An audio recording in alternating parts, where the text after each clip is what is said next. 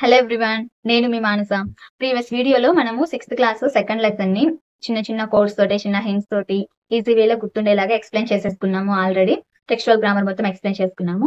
Same అలాగే ఈ రోజు దాని continuation 6th class third lesson ని, మా కొద్ది తెల్లదొరతనము లెసన్ ని అలాగే చిన్న కోడ్స్ తోటి, చిన్న హింట్స్ తోటి ఈజీ వేలో మీకు గుర్తుండేలాగా ఎక్స్ప్లెయిన్ చేయబోతున్నాను.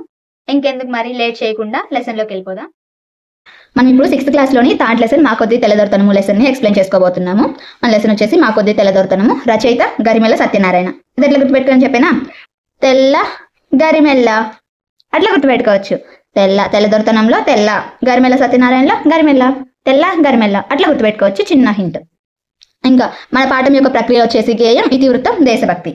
ఇంకా మా కొద్ది తెల్లదొరతనం యొక్క ఉద్దేశం ఏంటి? పాఠం యొక్క ఉద్దేశం అంటే ఆంగ్లేయుల పాలనలో భారతీయులు ఎన్నో కష్టాలను అనుభవించారు, స్వేచ్ఛను, స్వాతంత్రాన్ని కోల్పోయారు. స్వాతంత్రం కోసం ఆనాటి ప్రజలు ఆంగ్లేయుల పాలనకు వ్యతిరేకంగా చేసిన ఉద్యమమే మన ఈ గేయం. మన ప్రెజెంట్ లెసన్ మా కొద్ది తెల్లదొరతనం. ఇంకా రచయిత పరిచయంలోకి వెళ్దాం. ఇప్పుడు మనం కవి పరిచయం చూసుకున్నట్లయితే మన మా కొద్ది తెల్లదొరతనం లెసన్ రచయిత గరిమెల్ల సత్యనారాయణ. ఈయన శ్రీకాకుళం జిల్లా నర్సన్నపేట తాలూకా గోనపాడులో జన్మించారు, శ్రీకాకుళం జిల్లాలో. ఈయన 1921లో స్వరాజ్య గీతాలు, 23లో హరిజనుల పాటలు, 1926లో ఖండకావ్యాలు, భక్తి గీతాలు, బాలగీతాలు రచించారనమాట. ఇవి ఆయన రచనలు. ఇంకా అలాగే దండాలు దండాలు భరతమాత, మా కొద్ది తెల్లదొరతనము అనే గేయాలు కూడా రచించారనమాట. ఇవి గేయాలు. ఈ గేయాల ద్వారా ఆయన సామాన్య ప్రజలలో సైతం స్వాతంత్రోద్యమ కాలంలో వాళ్ళలో ఉత్తేజాన్ని, చైతన్యాన్ని కలిగించారన్నమాట ఈ గేయాల ద్వారా. అలాగే దేశభక్తికి సంబంధించిన కవితలు రాసి జైలు శిక్ష అనుభవించిన వాళ్ళల్లో గరిమెల్ల సత్యనారాయణ మొదటి వాళ్ళు. ఈయన స్వాతంత్ర సమరయోధులు, కవి, రచయిత కూడా. ఈ గుర్తుపెట్టుకోవడానికి కోడ్ చెప్పేదా ఏంటంటే, మన బ్రహ్మముడి రాజ్ కావ్య ఉన్నారు కదా, స్వరాజ్ కావ్య, కళావతి, రాజ్ కావ్య వాళ్ళిద్దరు ఏం చేశారంటే బాలుతో కలిసి హరిజనుల కోసం భక్తితో పాటలు పాడారు. ఏంటి కోడింగ్ ఒకసారి చెప్పేనా? రాజ్ కావ్య ఇద్దరు ఏం చేశారంటే బాలుతో కలిసి హరిజనుల కోసం భక్తితో పాటలు పాడారనమాట. ఒకసారి కోడ్ ఇక్కడ రాస్తాను, రాసిన తర్వాత ఆ కోడ్కి మనము సెట్ చేసుకుందాం ఎలా అనేది. ఇద్దరిని మన కోడ్. రాజు కావ్య బాలుతో కలిసి హరిజనుల కోసం భక్తితో పాటలు పాడారు. చూడండి, రాజ్ అంటే స్వరాజ్య గీతాలు నంబర్ 1, కావ్య అంటే ఖండకావ్యాలు నంబర్ 2, బాలు అంటే బాలగీతాలు నంబర్ 3, బాలుతో కలిసి హరిజనుల కోసం, హరిజనులు అంటే హరిజనుల పాటలు నంబర్ 4, భక్తితో పాటలు పాడారు, భక్తి అంటే భక్తి గీతాలు నంబర్ 5. ఇది కోడ్. నచ్చిందా కోడ్? ఇంకా లేట్ చేయకుండా లెసన్లోకి వెళ్ళిపోదాం. ఇంకా మనం లెసన్లోకి ఎంటర్ అయినట్టయితే నేను ఏం చేస్తా అంటే ఫస్ట్ రెండు పారాస్ ఉన్నాయి కదా, అవి రెండు ఒకసారి చెప్పేసి వాటిని ఎక్స్ప్లెయిన్ చేసి అయిపోయిన తర్వాత నెక్స్ట్ 2 పారాగ్రాఫ్స్లోకి వెళ్ళిపోతాను. అలాగా రెండు ఎక్స్ప్లెయిన్ చేసుకుంటూ వెళ్తాను, మొత్తం 6. ఓకే, ఇంకా స్టార్ట్ చేస్తాం. మీకోసం నేను, మా అక్క ఇది పాట నేర్చుకున్నాం, ఎలా పాడాలని. ఒకసారి మేమిద్దరం పాడతాం, మీరు ఎవరు భయపడబాకండి, సరేనా? అక్క స్టార్ట్ చేద్దామా? మా కొద్ది తెల్లదొరతనము దేవా, మా కొద్ది తెల్లదొరతనము, మా ప్రాణాలపై పొంచి మానాలు హరించే మా కొద్ది తెల్లదొరతనము దేవా, మా కొద్ది తెల్లదొరతనము. 12 దేశాలు పండుచున్నా గాని పట్టేడన్నమే లోపమండి, ఉప్పు ముట్టుకుంటే దోషమండి, నోట మట్టి గొట్టి పోతాడండి, అయ్యో కుక్కలతో పోరాడి కూడు తినమంటాడు మా కొద్ది తెల్లదొరతనము దేవా, మా కొద్ది తెల్లదొరతనము. ఇప్పుడు ఈ 2 పారాగ్రాఫ్స్ లో ఉన్న గ్రామర్ పాయింట్స్ ని ఎక్స్ప్లెయిన్ చేసుకుందాం. చూడండి, మా కొద్ది తెల్లదొరతనం. ఇక్కడ సంధి ఉంది. ఏంటి అంటే మా కొద్దు ప్లస్ ఈ తెల్లదొరతనము, ఉత్వ సంధి. ఇంకా నెక్స్ట్ లైన్ లోకి వచ్చేస్తే 12 దేశాలు పండుచున్నా గాని పట్టేడన్నమే లోపం అండి. ఇక్కడ పట్టేడన్నం ఇక్కడ రాస్తాను చూడండి, అది పట్టేడు ప్లస్ అన్నం, ఉత్వ సంధి. అలాగే ఇది సమాసం కూడాను. ఏంటి అంటే పట్టెడైన అన్నం, విశేషణ పూర్వపద కర్మధారయ సమాసం, విశేషణ పూర్వపద కర్మధారయ సమాసం. ఉప్పు ముట్టుకుంటే దోషమండి, నోట మట్టి కొట్టి పోతాడండి, అయ్యో కుక్కలతో పోరాడి కూడు తినమంటాడు. ఇక్కడ దోషమండి, దోషము ప్లస్ అండి, ఉత్వ సంధి. ఇంకా కూడు అంటే అన్నం, తిండి అని మీనింగ్స్. అదే ఫస్ట్ 2 లైన్స్ లో 2 పారాగ్రాఫ్స్ లో ఉన్న మీనింగ్స్ అన్ని మనం చూసేసుకున్నాం. ఇంకా నెక్స్ట్ 2 పారాగ్రాఫ్స్ లోకి వెళ్ళిపోతాం. ధనము కోసము వాడు దారి చేసుకొని కళ్ళు సారాయమ్ముతాడు. మాధు మూట ముల్లెలు దోచినాడు, ఆలి మెల్లో పుస్తెలు తెంచుతాడు. మాధు కళ్ళల్లో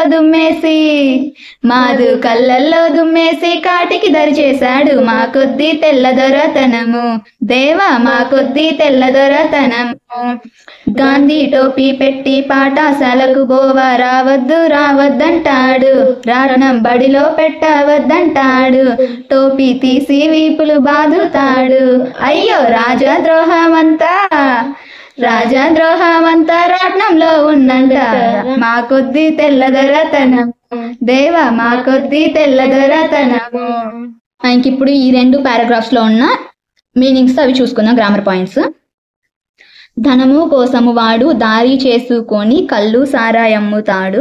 మాధు మూటా ముల్లెలు దోచినాడు, ఆలి మెల్లో పుస్తెలు తెంచుతాడు. పుస్తె అంటే తాలి. మాధు కళ్ళల్లో దుమ్మేసి కాటికి దరి చేశాడు. కాడు అంటే శ్మశానం.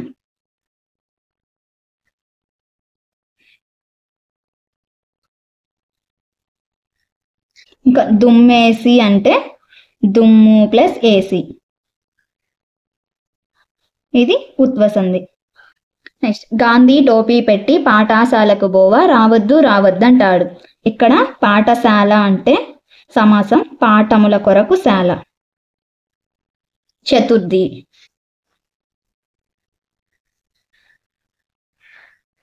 రాట్నం బడిలో పెట్టవద్దంటాడు. టోపీ తీసి వీపులు బాదుతాడు. అయ్యో రాజద్రోహం అంతా రాట్నంలో ఉన్నదంట. ఇక్కడ రాజద్రోహం, రాజునకు ద్రోహం, షష్ఠి తత్పురుష సమాసం. ఇంకా నెక్స్ట్ 2 పారాగ్రాఫ్స్ చూసుకుందాం. 144 నోటికి తగిలించి మాటలాడవద్దంటాడు. మమ్ము పాట పాడవద్దంటాడు. తనను దాటి వెళ్ళవద్దంటాడు. అయ్యో చేటు తెచ్చుకమమ్ము చెడిపోవమంటాడు. మా కొద్ది తెల్లదొరతనము దేవా, మా కొద్ది తెల్లదొరతనము. వాడి తాత గారి ముల్లె దాచి పెట్టినట్లు దాటి చేస్తాడీ దేశమున. పోరాటమాడుతాడు పైన, మోమాటము పడు సుంతైన. వాడి పాటు పాడైపోను, మాట చెబితే వినడు. మా కొద్ది తెల్లదొరతనము దేవా, మా కొద్ది తెల్లదొరతనము. ఇంకా లాస్ట్ 2 పారాగ్రాఫ్స్ కూడా పాడుకున్నాం కదా. తర్వాత ఇందులో ఉన్న గ్రామర్ పాయింట్స్ చూసుకుందాం ఇప్పుడు. చేటు అంటే కీడు, ఆపద. నెక్స్ట్ సుంతైన, కొంచెం. సుంత అంటే కొంచెం, సుంతైన అంటే కొంచెమైనా. పాటు అంటే ఆపద. మనం ఇంకా ఈ టాపిక్ లో ఉన్న గ్రామర్ పార్ట్స్ చూసేసుకున్నాం ఆల్మోస్ట్. నెక్స్ట్ ఇంకా తర్వాత పేజ్ లోకి వెళ్ళిపోదాం. ఇది మన పాఠం యొక్క సారాంశం ఇక్కడ. నెక్స్ట్ ఇవి చేయండి. అవగాహన, ప్రతిస్పందన. ఈ గేయాన్ని రాగయుక్తంగా పాడండి, అభినయించండి. ఇప్పుడే మనం రాగయుక్తంగా ఆల్రెడీ పాడేసుకున్నాం. కింది వాక్యాలు చదవండి, వీటికి సంబంధించిన పంక్తులు గేయంలో ఎక్కడ ఉన్నాయో గుర్తించండి. అది వాక్యాలు చూసేస్తే, ఒకసారి మనం లెసన్ చూసేస్తే అది మనకు అర్థమైపోతుంది. నెక్స్ట్ పేజ్ లోకి వెళ్ళిపోదాం. కింది ఖాళీలను సరైన గేయ భాగంతో పూరించండి. ఇది కూడా ఏంటి అంటే మనకి లెసన్ లోనే ఉంటుంది. ఇది ఒకసారి చూసుకొని ఒకసారి లెసన్ చదివేస్తే ఇది మనకు అర్థమైపోతుంది. నెక్స్ట్ ఈ కవితను చదవండి, ప్రశ్నలకు జవాబులు రాయండి. ఒకసారి ఈ కవితను చదువుకుందాం మనం. ఏమి మహిమంబు గలదో నీ నామందు, బాపులని పేరు వీళ్లబడిన ఎంత నిలువునవును నాదు మేనెల్ల పులకరించు. జల్లుమని నాదు హృదయంబు జలధరించు. సర్వ సారస్వత ప్రపంచంబునందు గాంధీ అనేడి వర్ణయుగంబు తోడ సాటి వచ్చడు వేరొక్క మాట గలదే. ఎవరు చెప్పారు ఇది? నాలం కృష్ణారావు గారు. ఇది ఎట్ట గుర్తుపెట్టుకుని చెప్పానా? నామం, నాలం. ఇదే ఏమి మహిమంబు గలదో నీ నామందు అని, ఇక్కడ నామం, ఇక్కడ నాలం. ఇది చెప్పింది ఎవరు అంటే నాలం కృష్ణారావు. అట్లా గుర్తుపెట్టుకోండి. ఇంకా ఇక్కడ ఇందులో మనం తెలుసుకోవాల్సిన గ్రామర్ పాయింట్స్ ఉన్నాయి, చూద్దాం ఒకసారి. సారస్వత ప్రపంచంబు అంటే సారస్వతం అనేది ప్రపంచంబు, రూపక సమాసం. నెక్స్ట్ వర్ణయుగంబు అంటే అక్షరాల జంట అని అర్థం. ఇక్కడ చూడండి, ఈ కవితలో అక్షరాల జంట అని అర్థం వచ్చే పదబంధం ఏది అంటే వర్ణయుగంబు. మనం ఆల్రెడీ చూసుకున్నాం దాని అర్థం. నెక్స్ట్ వ్యక్తీకరణ సృజనాత్మకత, అందులో అన్ని క్వశ్చన్స్. నెక్స్ట్ పేజ్లోకి వెళ్దాం. భాషాంశాలు.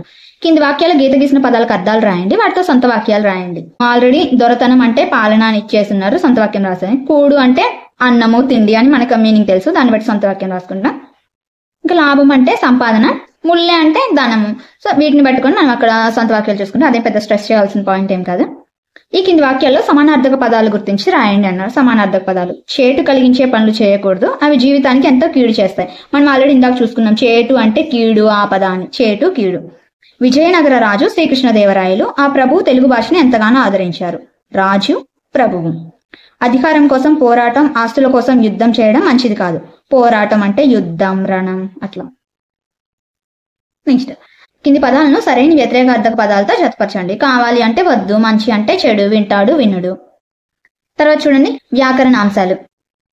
ఇది కొంచెం స్ట్రెస్ చేయాల్సిన టాపిక్, ఎందుకంటే డిఎస్సిలో దీని నుంచి పక్కాగా మాక్సిమం బిట్స్ వస్తున్నాయి అనమాట. అందుకనేసి దీన్ని సపరేట్ గా ఒక టాపిక్ గా చెప్పుకుందాం నెక్స్ట్ వీడియోలో. దీని తర్వాత రేపు వచ్చే వీడియోలో దీనికి సంబంధించినంత వరకు మాక్సిమం మీకు ఫుల్ ఇన్ఫర్మేషన్ అంతా ఒకటే చోట ఉండేలాగా మీకు ఆ వీడియోలో చెప్తాను. ఇప్పుడైతే దీన్ని స్కిప్ చేసేసుకుందాం, ఓకేనా?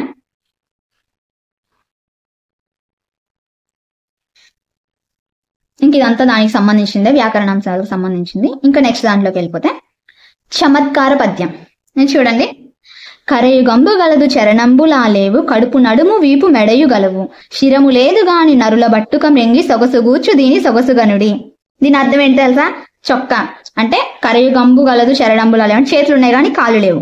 కడుపు నడుము వీపు మెడ అన్ని ఉంటాయి చొక్కాకి, కానీ శిరము అంటే తలకాయ ఉండదు. నరుల బట్టుక మింగి సొగసి కూర్చు అంటే ఇప్పుడు మనం దాని పై నుంచి వేసుకుంటాం కదా, అట్లా అంటే మనల్ని మింగినట్టు ఉంటది. అలాగే మనకి సొగసు కూర్చు అంటే అది వేసుకోవడం వల్ల మనకు అందం వస్తుంది. దాని భావం ఏంటి? ఇంకా చొక్కా, అది దాని అర్థం అనమాట. ఇక్కడ చూడండి, కరయుగంబు, కరముల యొక్క యుగంబు, షష్ఠి తత్పురుష సమాసం. నెక్స్ట్ నేనివి చేయగలనా. ఆ తర్వాత చూడండి, ఈ దేశం నాకేమిచ్చింది అని బాధపడడం కన్నా దేశానికి నేనేమి చేయగలుగుతున్నాను అని ఆలోచించేవాడే నిజమైన దేశభక్తుడు. ఇది ఎవరు చెప్పారు? మన గాంధీ తాత చెప్పారు. ఇందులో ఇంకా గ్రామర్ పాయింట్స్ ఏం లేవు. నెక్స్ట్ పేజ్లోకి వెళ్దాం. నెక్స్ట్ చదవండి, ఆనందించండి. సమయ పాలన. ఇది మన గాంధీ తాత గురించి. ఇది జీవన విద్య. చూడండి, ఈ పాయింట్ కొంచెం గుర్తుపెట్టుకోండి, మనం కొంచెం చూసుకోవాల్సిన పాయింట్స్ ఇవన్నీ. సమయపాలన గాంధీ తాత గురించి ఒకసారి చూద్దాం. సమావేశానికి గాంధీ గారంతటి వ్యక్తి నిరాడంబరంగా సరైన సమయానికి సైకిల్ మీద రావడం చూసి అందరూ ఆశ్చర్యపోయారు. ఆయన ఒక్క క్షణం కూడా ఆలస్యం కాకుండా సభాస్థలికి చేరుకున్నారు. గాంధీజీ విలువల్ని పాటించే వ్యక్తి. ప్రాణం పోయినా సమయపాలనను విడిచిపెట్టేవాళ్ళు కాదు. ఏ పనైనా అది ఏ సమయానికి జరగాలో ఆ సమయానికి 6:100 106 జరిపేవారు. ఆఖరికి జైల్లో ఉన్న సమయంలో కూడా ఖచ్చితమైన సమయపాలన చేసేవారు గాంధీజీ. దక్షిణాఫ్రికాలో ఉన్నప్పుడు ప్రతిరోజు ఉదయం పళ్ళు తోముకునే సమయాన్ని వృధా చేయకుండా ఉండేందుకు అంతకు ముందు రోజే కొన్ని భగవద్గీత శ్లోకాలను కాగితం మీద రాసి గోడ మీద అతికించుకొని పళ్ళు తోముకునే సమయంలో వాటిని బట్టి పట్టేవాళ్ళు. చూడండి, ప్రతిరోజు, రోజు రోజు. అవ్యయీ భావ సమాసం.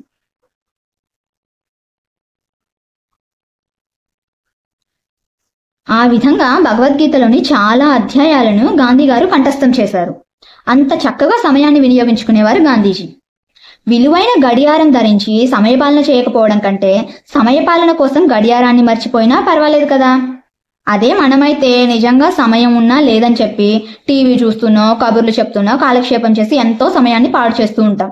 కానీ చేయాల్సిన పనిని మాత్రం సమయానికి పూర్తి చేయక తర్వాత జరిగిన నష్టానికి మనమే బాధపడుతూ ఉంటాం. అందుకే అందరూ బాల్యం నుండే సమయపాలనను అలవాటు చేసుకోవాలి. ఎటువంటి పరిస్థితుల్లోనైనా సమయాన్ని తప్పకుండా జాగ్రత్తగా ప్రణాళికాయుతంగా సద్వినియోగం చేసుకోవాలి. మరి అందరం అదే బాటలో పయనిద్దామా? సమయపాలన కథ యొక్క థీమ్ ఏంటి, ఈ కాన్సెప్ట్ ఏంటి అంటే టైం వేస్ట్ చేసుకోకుండా ఉన్న టైంని సఫిషియంట్ గా యూజ్ చేసుకోవాలి అని. టైం మెయింటెనెన్స్ గురించి మనకి కథ. ఇంతటితో వ్యాకరణాంశాలు తప్ప మిగిలిన గ్రామర్ టాపిక్ అంతా అయిపోయింది మన థర్డ్ లెసన్ లో. ఒకసారి మనం ర్యాపిడ్ గా రివిజన్ చేసేసుకుందాం. ఓకే, ఇప్పటి వరకు మనం టెక్స్ట్ బుక్ ఎక్స్ప్లెనేషన్ అంతా చూసేసాం కదా. ఇప్పుడు ఒకసారి మనం చూసుకున్నంత ర్యాపిడ్ గా రివిజన్ చేసుకుందాం. మన ప్రెసెంట్ లెసన్ వచ్చేసి మా కొద్ది తెల్లదొరతనము, రచయిత గరిమెళ్ళ సత్యనారాయణ. అని గుర్తుపెట్టుకోవడానికి తెల్ల గరిమెళ్ళ అని చిన్న హింట్ చెప్పుకున్నాము. మన ప్రెసెంట్ లెసన్ ప్రక్రియ వచ్చేసి గేయం, ఇతివృత్తం, దేశభక్తి. ఉద్దేశం ఏంటంటే స్వాతంత్రం కోసం చేసిన పోరాటం గురించి తెలియజేయడమే ఈ పాఠం యొక్క ఉద్దేశం. నెక్స్ట్ మన రచయిత గురించి విశేషాంశాల్లోకి వచ్చేసినట్లయితే ఆయన శ్రీకాకుళం జిల్లా గోనపాడులో పుట్టాడు. 1921 లో స్వరాజ్య గీతాలు, 23లో హరిజనుల పాటలు, 26 లో ఖండకావ్యాలు, ఇంకా భక్తి గీతాలు, బాలగీతాలు ఇవన్నీ రాశారు ఆయన. ఇవన్నీ గుర్తుపెట్టుకోవడానికి మనం చిన్న కోడ్ పెట్టుకున్నాం. ఏంటి అది? రాజు కావ్య బాలుతో కలిసి ఏం చేశారు? హరిజనుల కోసం భక్తితో పాటలు పాడారు. అది మనం గుర్తుపెట్టుకోవడానికి చిన్న కోడ్. ఇంకా అయినా దండాలు దండాలు భర్తమాత, మా కొద్ది తెలతోతనము వంటి గేయాలు రాశారు. అలాగే దేశభక్తి గేయాలు రచించి జైలుకు వెళ్లిన వారిలో ఈయన మొదటి వారు అనమాట. ఎవరు? మన గరిమెల సత్యనారాయణ గారు. ఈ రచయితకు సంబంధించి కూడా ఇన్ఫర్మేషన్ చూసేసుకున్నాము. వ్యాకరణాంశాలకు సంబంధించి మనం సపరేట్ గా ఒక వీడియో చేసుకుందాం అనుకున్నాం. ఎందుకంటే డిఎస్సికి ఇంపార్టెంట్ టాపిక్ కాబట్టి దాన్ని ఒక్కదాన్ని సపరేట్ గా దాని గురించి మొత్తం క్లియర్ గా ఒక చోట నేర్చేసుకున్నాం. నెక్స్ట్ నాలం కృష్ణారావు గారు గాంధీ గురించి రాసిన ఆ చిన్న కవిత, ఏమి మహిమంబు గలదో నీ నామంబు బాపు అని, అది చూసాం కదా. అది నామంబు నాలం కృష్ణారావు, అది రాసిన నాలం కృష్ణారావు. నెక్స్ట్ కరే గంబులు గలవు చరణంబులు ఆలేవు, అది వచ్చేసి చౌకాకు సంబంధించిన చిన్న చమత్కార పద్యం.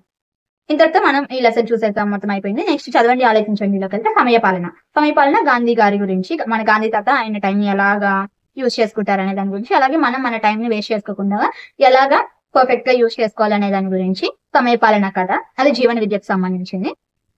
మన దాని మెయిన్ థీమ్ ఏంటి అంటే టైం వేస్ట్ చేసుకోకుండా ఉన్న టైం ని యూటిలైజ్ చేసుకోవడమే. ఇంతటితో థర్డ్ లెసన్ కూడా ఒక వ్యాకరణ అంశాలు తప్ప మిగిలినంతా కంప్లీట్ అయిపోయింది. మొత్తం ర్యాపిడ్ గా రివిజన్ చేసేసుకున్నాము, పూర్తిగా అంతా నేర్చేసుకున్నాము.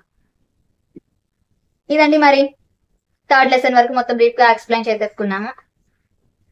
ఇందులో కూడా మీకు ఎక్కడ టైం వేస్ట్ లేకుండానే మాక్సిమం మొత్తం ఇన్ఫర్మేషన్ ఇచ్చేసాను, ఒక తప్ప. అది నెక్స్ట్ వీడియోలో చూసుకుందాం మనము. ఇంకా నేను మీకు ఒక విషయం చెప్పాలనుకున్నాను. ఏంటి అంటే నేను చెప్పే ప్రతి వీడియోలో ప్రతి రచయితకు సంబంధించిన రచనలకి కోర్స్ చెప్తున్నాను. ఎందుకంటే మెయిన్ కన్ఫ్యూజన్ ని దూరం చేయడానికి నేను ఆ కోర్స్ చెప్తున్నాను. అంటే రచనలు మనం అందరం చదువుతాం, గుర్తు పెట్టుకుంటాం, కానీ ఒక్కోసారి మనం కన్ఫ్యూజ్ అవుతాం, వీళ్ళవా వాళ్ళవా అని. అలా కన్ఫ్యూజన్ లేకుండా ఉండడానికి నేను కోర్స్ చెప్తున్నాను. లేదు మాకు కోర్స్ లేకుండా కూడా మాకు గుర్తుంటాయి అనుకునే వాళ్ళు కోర్స్ వరకు స్కిప్ చేసుకోవచ్చు, ప్రాబ్లం ఏం లేదు. అదేమి మ్యాండేటరీ ఏం కాదు, కంపల్సరీ చూడాలి, అదే ఆ వేలోనే ఫాలో అవ్వండి అని కాదు. ఇప్పుడు ఎవరైనా గుర్తు పెట్టుకోలేని వాళ్ళ కోసం, ఇప్పుడు గుర్తుపెట్టుకోవడానికి కష్టపడే వాళ్ళ కోసం ఈ కోర్స్ యూజ్ అవుతాయేమో అని చెప్పేసి నేను చెప్తున్నాను అనమాట. ప్రతి దానికి మాక్సిమం కోర్స్ తో చెప్తున్నాను. ఎందుకంటే నేను చదువుకునేటప్పుడు, నేను నేర్చుకునేటప్పుడు నేను చాలా సఫర్ అయ్యాను వాటిని గుర్తుపెట్టుకోవడానికి. దానికి సంబంధించి నేను అలా సఫర్ అయ్యాను కాబట్టి అలా ఎవరైనా అవుతారేమో, నాలా ఫీల్ అయ్యే వాళ్ళు ఎవరైనా ఉంటారేమో అనేసి వాళ్ళని ఉద్దేశించుకొని నేను ప్రతి దానికి కోర్స్ చెప్తున్నాను, ఈజీగా గుర్తుపెట్టుకోవడానికి, కన్ఫ్యూజన్ ని దూరం చేయడానికి. సో మీకు అది అవసరం లేదా అనుకుంటే మీరు అది స్కిప్ చేసేసుకోవచ్చు, ప్రాబ్లం ఏం లేదు. అదండి, వీడియో నచ్చినట్లయితే లైక్ చేయండి, షేర్ చేయండి, సబ్స్క్రైబ్ చేసుకోవడం మర్చిపోకండి. ఎలా ఉంది కోర్స్, ఎలా ఉన్నాయి, ఎలా చెప్తున్నా అనేది మాత్రం కామెంట్ చేయండి. ఓకే, బాయ్ అండి. నెక్స్ట్ వ్యాకరణాంశాలకు సంబంధించిన వీడియోలో రేపు కలుద్దాం. Bye bye.